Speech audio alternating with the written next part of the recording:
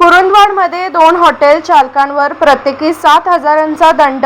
अन्न सुरक्षा विभागाची परवानगी मिळेपर्यंत हॉटेल सुरू करण्यास मनाई.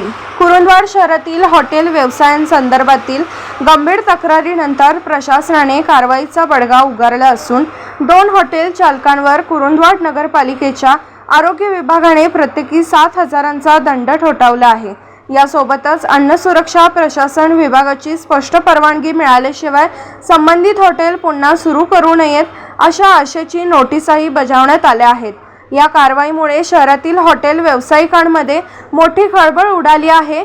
शहरातील काही हॉटेलमध्ये शौचालयालगतच्या पाण्याचा वापर करून खाद्यपदार्थ तयार करून त्यांची विक्री केली जात असल्याची गंभीर तक्रार प्रशासनाकडे प्राप्त झाली होती.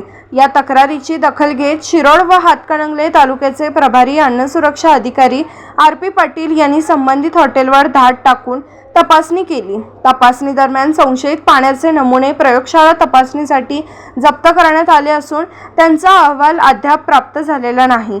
या प्रकरणात दिलबहार हॉटेलचे मालक तथा माजी नगरसेवक लियाकत बागवान आणि बालाजी हॉटेलचे मालक महेश पाटील यांच्यावर नगरपालिकेच्या आरोग्य विभागाने प्रत्येकी 7,000चा दंड ठोठावला आहे. नोटीसीत नमूद केल्याप्रमाणे सार्वजनिक आरोग्य धोक्यात येईल अशा परिस्थितीकडे दुर्लक्ष करण्यात आले. तसेच नगरपालिकेचे पूर्वपरवानगी न घेता नळ जोडणीद्वारे हॉटेल वापरासाठी पाणी घेतल्याचा ठपका ठेवण्यात आला आहे.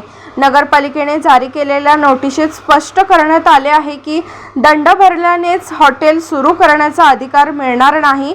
संबंधित हॉटेलांना अन्न सुरक्षा प्रशासन विभागाने पूर्वीच बंद ठेवण्याच्या सूचना दिल्या असून त्या विभागाकडून लेखी परवानगी मिळाल्यानंतरच हॉटेल पुन्हा सुरू करता येणार आहे. SK news Kurundwad.